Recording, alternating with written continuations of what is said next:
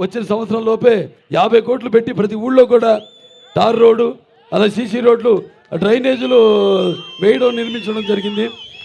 ఈ MGM ground కూడా 2,20,00,000 రూపాయలు ఇండోర్ స్టేడియంకి శాంక్షన్ చేయడం జరిగింది.